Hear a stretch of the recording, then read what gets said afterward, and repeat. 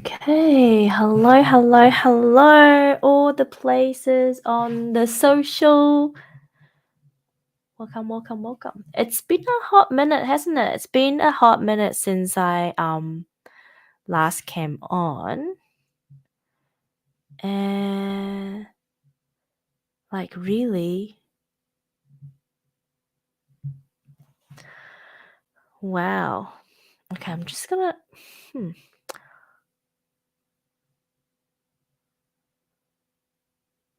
just wondering. Well, I hope you can all hear me, because if you can't, this would be very interesting. Just let me check if I can do this. Audio mic quality. I think we're okay. That's good. All right. So my name is Lala Angela Wang. I am the founder, but also call myself the guardian, the custodian of the Womanly Way, which is a system,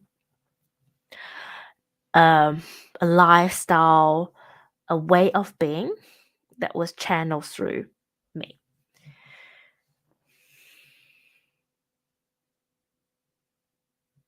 Now, you might be wondering, what am I doing here today? So, I've got a podcast that has recently been launched called The Womanly Way. And today being Are You Okay Day, I thought, I'll hop on and talk about something perhaps not a lot of you know about me. So I'm just going to hang here for a little bit, just let all the socials do its thing. Hopefully can get a few more people that has come across this live and will come and say hello. So if you are watching this, please comment and say hello. So we're live on Facebook, LinkedIn, YouTube, as well as Instagram at the moment. Okay.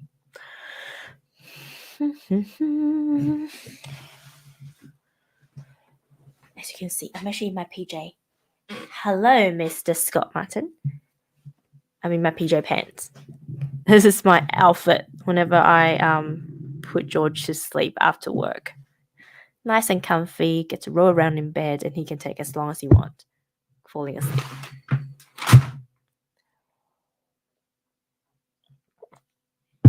Right, so let us begin. This is for Shane. If you're editing, let's start the podcast around here somewhere. Hello. Welcome to this episode of the Womanly Way podcast. I am your host, Lala Angela Wang. Welcome. So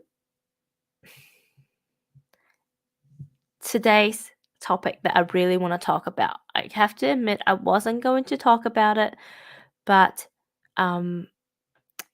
today is National Are You OK Day here in Australia. Essentially, it's a day that was created to raise awareness around mental health, around supporting our peers, around, just keeping an eye out for our friends, family, people close to us, loved ones. And I wasn't going to talk about it more because I was never a fan of Are You OK Day, because I think it shouldn't just be a day, right? I really believe that it should be every single day that you look out for your friends and families. It should be every single day that we work on our mental health. And there's a reason why it is like that for me. And that's the story that I want to talk to you guys about. But what really inspired me to jump on today was at lunchtime today at work, we have a guest speaker that came in and he talked about his story. Now, his is probably a story that was more traumatic than what a lot of people have gone through, but it's not a unique story in a sense that, he's this outlier out there. There are a lot of people suffered similar mental trauma experiences, which led them to having experienced, mental health issues and being on prescriptions and all that sort of things. And for a very long time, I stopped talking about my story because I was like, well, I've talked about my story enough when I wrote my book, Armor, um, The Truth Behind the E and F Words in Construction. It was a book, my only published book to date, that talked about my journey in a way, I think that would perhaps help other people. And I really stopped talking about it because I didn't want to dwell in the past. And I was like, well, who would want to hear my story again, again, again? But what I realized while sitting there listening to his story is that even though my story isn't as, I guess, catastrophic in a way, it presents a different perspective. It presents a different side of mental illness. And in a way, it's like, yes, there's the mental illness, the mental health issues where we see that's a bit more extreme, where you actually get diagnosed and there's like, you have to go and see a psychologist and there's pills and prescriptions that you have to go through. And, some people live with mental health challenges or issues or things as part of their life. Whereas for me, I was one of the lucky ones where I self-identified and I was guided. I prefer to say that I was guided, I was looked after in a way that the pathway that I went through, what I have, I think pathway is the right word. The journey, that's it. That's the word I'm looking for. The journey that I have walked through has really helped me get out of my mental health challenges. Now, I don't like to use the word issue. I prefer to use the word challenge more because I think if it's a challenge and I can overcome it. If it's an issue, it's more of a negative connotation. So it's just a mindset thing.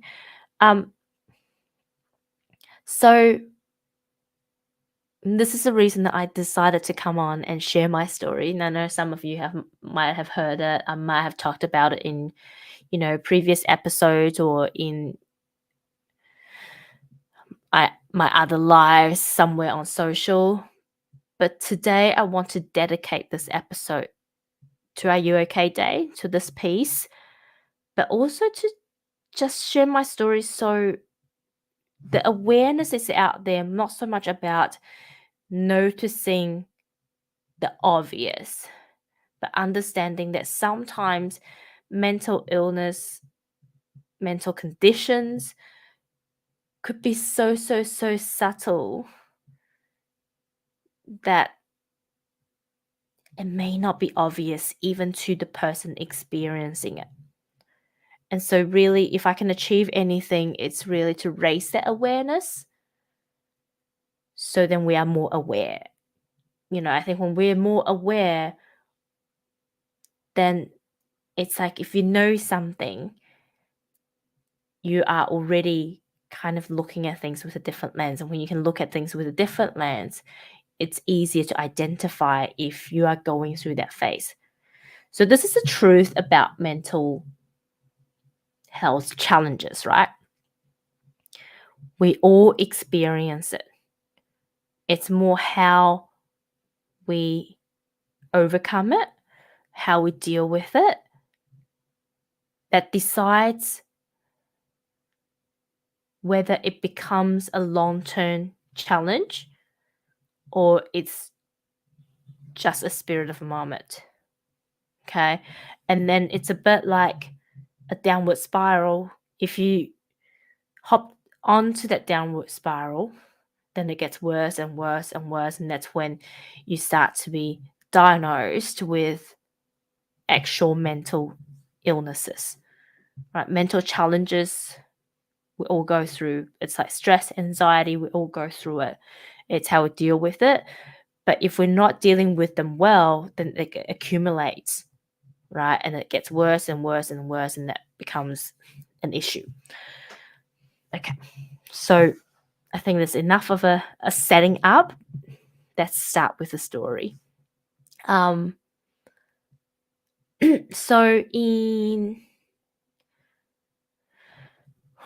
going to start with I moved to Australia in 2007 to study my master's. I was really thinking by the time I finish, I'll move back to New Zealand and I'll become an architect. Um, and that was after I graduated from architecture school. I then went on and studied construction project management as my master's degree, thinking that would make me a better architect. Jokes on me, really. I never became an architect. I halfway through my degree, I decided that I was going to find a job because I got bored. Plus, my dad gave me a really tight budget in terms of living allowances. Um, so I was like, no, I'm going to go and find myself a job, move my study to part time. It might take me a bit longer, but I'll finish it. And my then boyfriend, who then became my ex husband, also came over to Australia not long after I moved over. So, that relationship continued. We had our challenges, and all the way through there were signs that, we're just not the right fit. But I was in my mid to late 20s and I was a very goal driven person where, I set life goals as well as, career goals, and I just set goals everywhere. And I really wanted to get married before I turned 30. So I was like, maybe these are just things that we all go through that we can work through. And that was really, really interesting because my mum always said to me, there's a Chinese saying that you want to make sure that, when whoever you marry to, you marry somebody that if you translate the language, like Chinese direct translate, it's like it had to be, the same kind of door and the same kind of house. What it essentially means is you want to make sure that it's the right match in whether your status, whether you're social. Back in the days, it was about social status. It was about, you know, where you are in life. That obviously a rich person wouldn't marry a poor person. But in modern days, it extends beyond that. It's like, have you got similar backgrounds? Have you got similar beliefs? Have you got similar sort of lifestyles, ambition, all that sort of things that would make you perhaps a more compatible couple. I was young, I was naive. I'm like, yeah, we're both from Taiwan. We both, studied in New Zealand. And so, hey, that is it, right? We'll be fine. So, this feels like a very long time. So, whenever I talk about the years, I kind of just sit back and think about it. So, in 2010, that was after we've been together for 4 years, he proposed. And if you're in Sydney now, currently Wicked, the musical, is on at the moment. And it's really interesting. And for me, it's, bringing back a lot of memory because he proposed to me before we went on to watch Wicked. And it was the first time that Wicked was in Sydney. So we had a hotel room in the Hilton. He literally decked up everything and he proposed to me. But I clearly remember when he was proposing to me, seeing this person that I really want to get married to, kneeling on the floor proposing to me.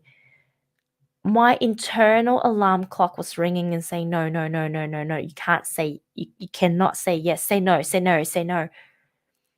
But there's the other side of me, which is my people pleasing side that wanted people to like me, that said, say yes, you've wanted to marry him for so long. And if you don't, you're going to ruin tonight. You're going to ruin your 4-year anniversary.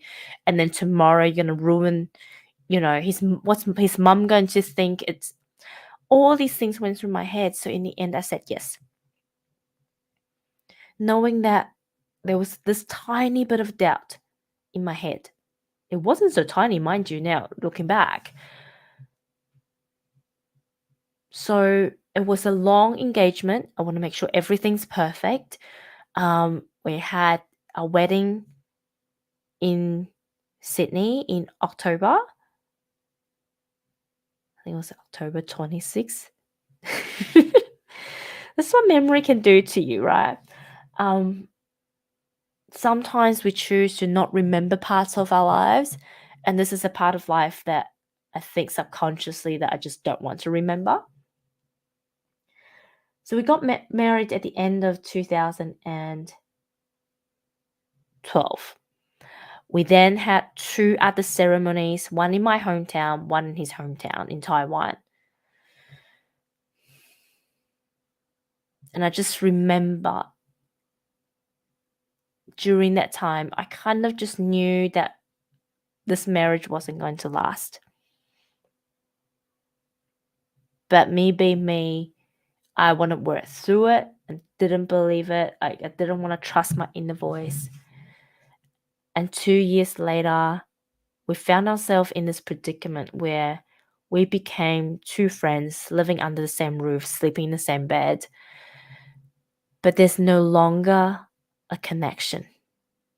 There's no longer a connection. I no longer love this person. And what I'm finding is I have grown so much. The growth rate between the two of us was vastly different. And this person that I used to admire before I stepped out into the real world, because I met him when I was in university still. He was already working and I used to admire him so much. And after being out in the workforce for a few years, I'm just like, you know what? I really don't have much feeling for this person anymore. Call it arrogant, call it whatever, right? Because back then, I had not done any inner work. I have not done any personal development work. I didn't know what it was and I couldn't work through it. So my only way through the challenge was to run away, because that's how I used to deal with everything that was too hard. So after 2 years of marriage, we ended it. I moved out of our family home and had to start my own life from scratch again. But not only that, before I moved out, I have also started a new job. I left a good job, started a new job just because I want to give it a go. That also didn't work out.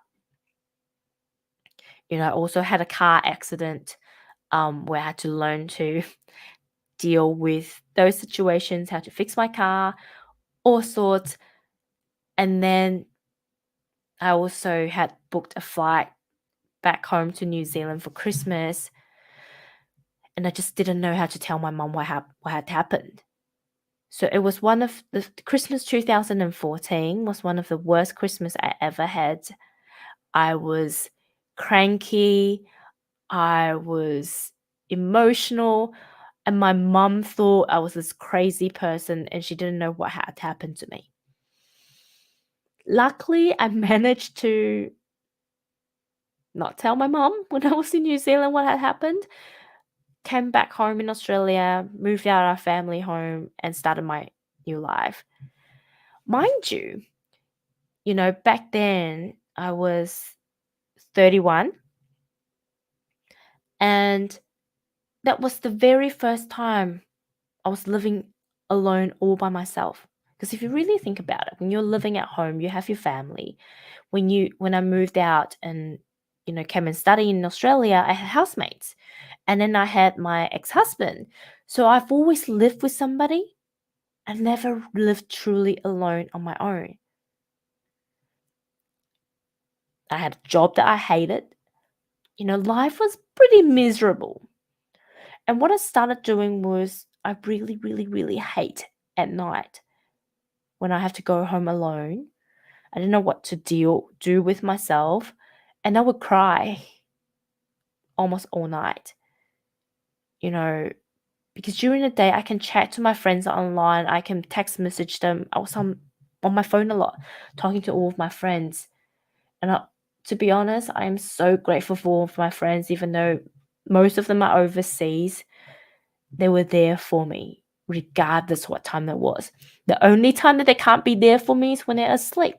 And those are the times that I struggle the most. And if you know me, if you ever gone out on a social occasion with me, especially around now, you know that I actually don't drink a lot. I'm a super lightweight, right?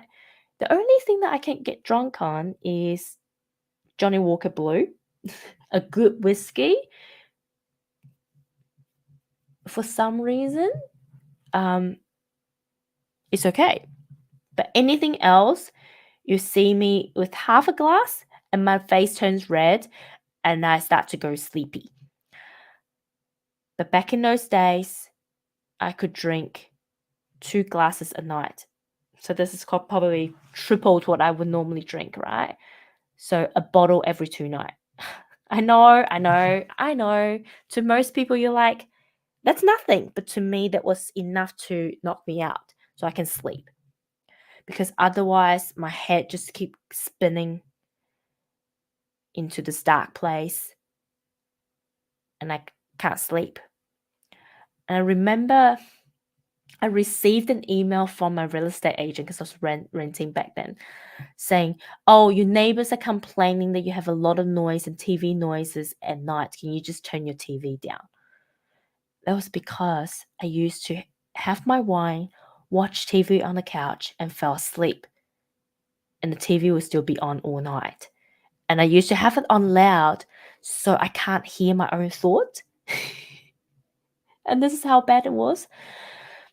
And,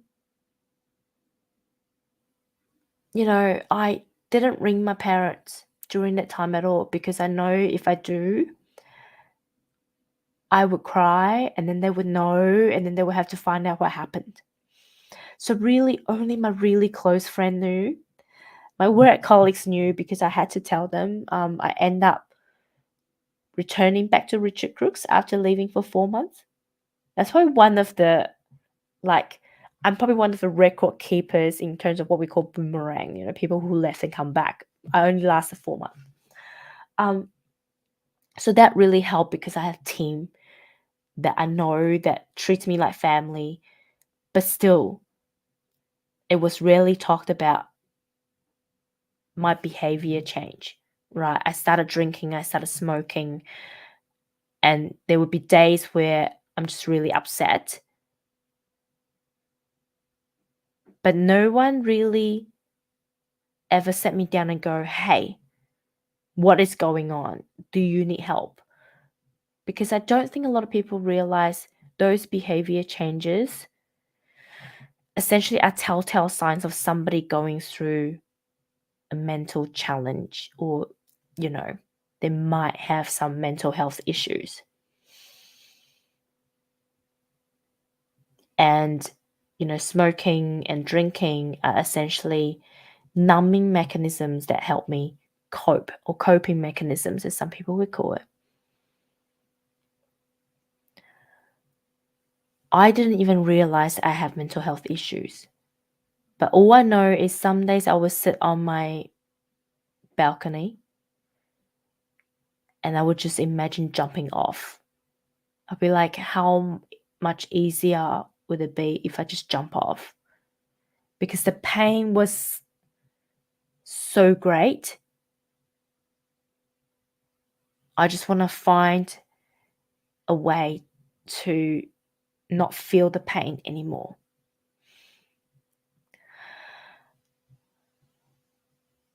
Sometimes I joke about this and say, well, the reason that I'm still here is because I am a bit of a chicken shit. But also, I think ultimately my parents have saved me because every time I have suicidal thoughts,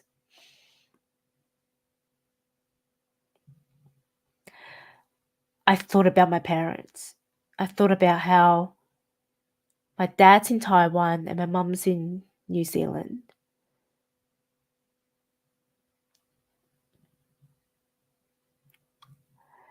And how painful would it be for them to pick up the phone from a stranger in Australia and find out that their daughter's dead? Not only that she's dead, but she's divorced. She's no longer with her husband. What is going on, right? Can you imagine if, especially now becoming a parent or now I am a mom, I don't want to imagine having one of those phone calls, right? And that's ultimately what kept me alive, that I didn't want my parents to deal with that situation.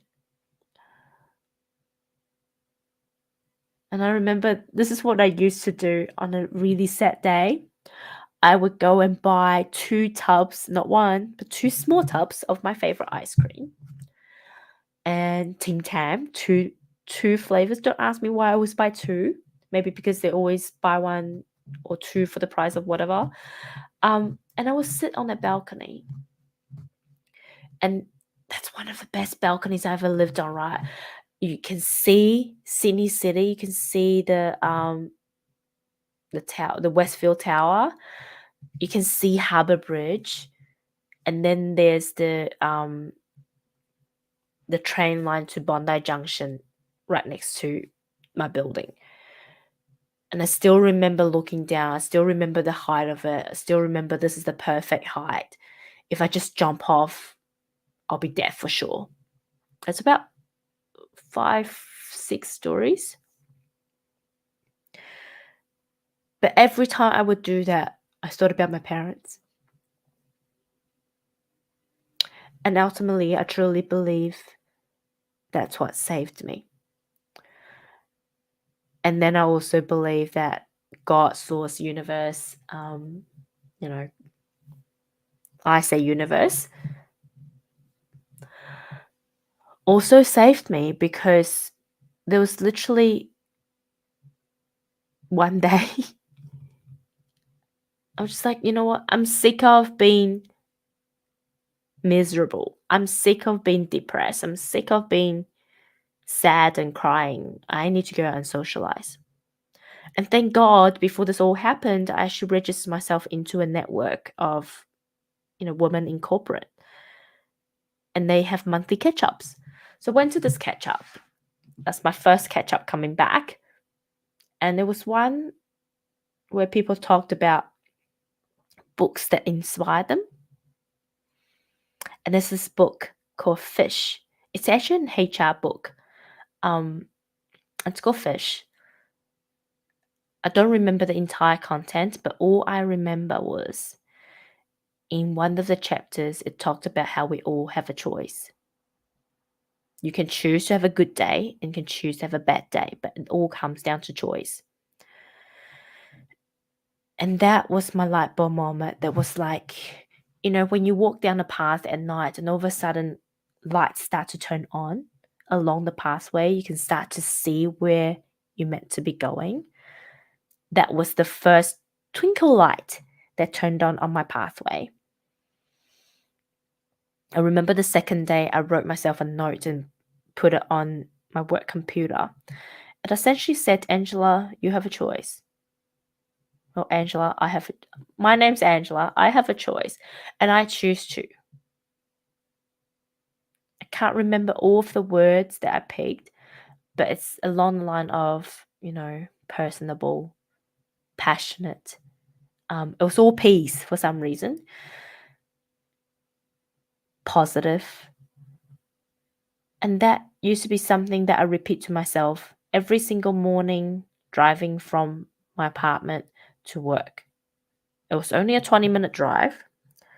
but that's what I repeat to myself repeatedly every single day. And so my mindset started to change. And one thing led to another. And that's why I say universe was at play, because as soon as I made that decision, other opportunities just starts popping up. Like other lights start to turn on. One thing led to another. I got myself a coach to help me adjust my mindset. I started studying NLP, neuro linguistic programming, and I became more spiritual. I started doing meditations. I became more spiritual, not by choice, but as a pathway that it led me to. And it's now 2023. I started that journey back in 2015. So we're talking about 8 years ago. It's been an 8-year journey. I'm still learning. I'm still growing every single day, but minding my mind, working on my mindset, working on my spirituality, working on my emotions has essentially become a part of my life. It's an evolution. Always be going through it. But at least now I could consciously, mindfully, and objectively look at my thought processes, look at the way that a negative thought is to come up. And at least I have the tools now to deal with them. So I guess what I really want to portray here is, if you go back and listen to the story, right? They weren't subtle signs. This is a person who didn't used to drink, who didn't used to smoke, and I did all of those things. But the thing is, at work, if you didn't know me, you wouldn't know there's a change in my character, right? You wouldn't know there's a personality change. And even if you do, you have to know me really, really well to know something's wrong. But even if you know that something's wrong, a lot of people, what we will all do, because, we don't want to offend, and I know mental health is a topic that's hard to talk about. We go, "Are you okay?" And I would go, "Yeah, I'm fine." And that's it. Or, "Are you okay?" "Yeah, I'm just having one of those shit days." "Okay, we'll feel better soon," or something. It's a topic that's really hard to approach. And I think if I am to offer some sort of advice from my own experience, it would be, "Are you okay?" "No, I'm not." "Well, would you like to go for a coffee? Let's have a chat." You don't necessarily need to know what to say or offer any solution. But quite often, just having someone listening helps, right? Or if you ask, "Are you okay?" and someone says yes, you can always double check. You can always say, "Are you sure?" "Well, if you change your mind, I just thought that you might have done something different today. I just thought that, you look a bit more not yourself today. I just thought, you don't normally smoke and you just picked up a cigarette."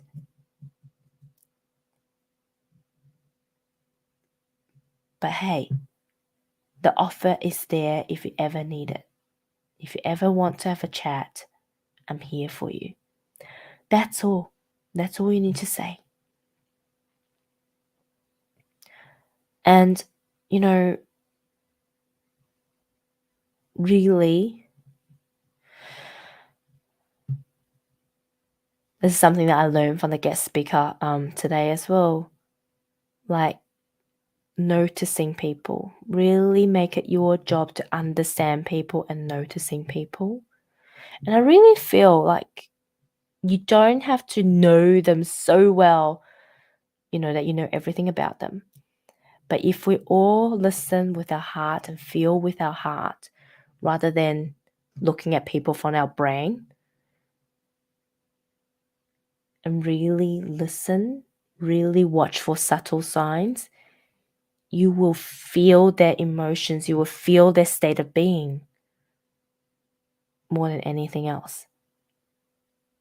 And that's me today. Like, I don't really necessarily need to know the person that I'm facing, but I can feel the emotions. I can feel the subtle change in their behaviors. And generally, I'm probably about 80% right that something is happening in their life that they're not quite themselves today. Because, like I said, these things are subtle, right? It's not always obvious. And really, that is the message that I want to send out today at Are You OK Day, is that not all mental health signs are obvious. I know it's cliche. People often talk about Anthony Bourdain, not Tony Robbins, Robert. What's his name? Oh my God, what's that celebrity's name?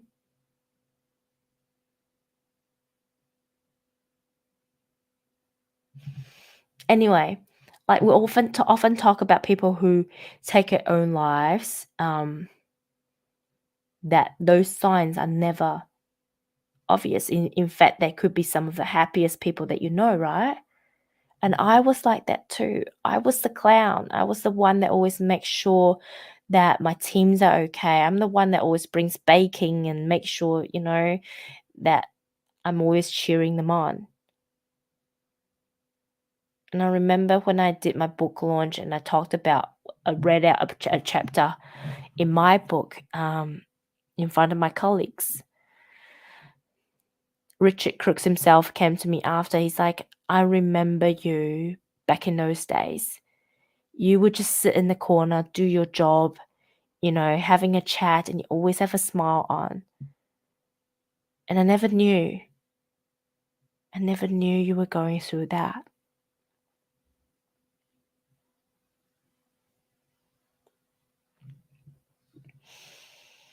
So I really hope that this story offers you some insight.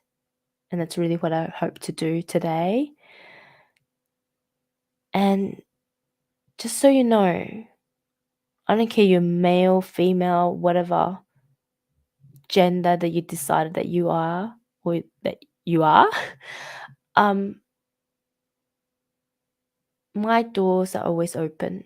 And if you think that there's really no one else in your life that you wish to talk to, you can always send me a message. I may not always say the right word, but I will try my best to be there to hold space for you and to listen. Love you all so, so, so much. And thank you for all the comments on LinkedIn, on Facebook, and on Instagram. Stay you, be you. And if you ever need help, just know that it's not weak to ask for help. In fact, it takes more courage to ask for help than not. Love you all. Have a lovely day, night, evening, afternoon, wherever in the world you are. Just remember that you are important and we are all meant to be on this planet right here, right now, to do great things. So make it a good one. Bye.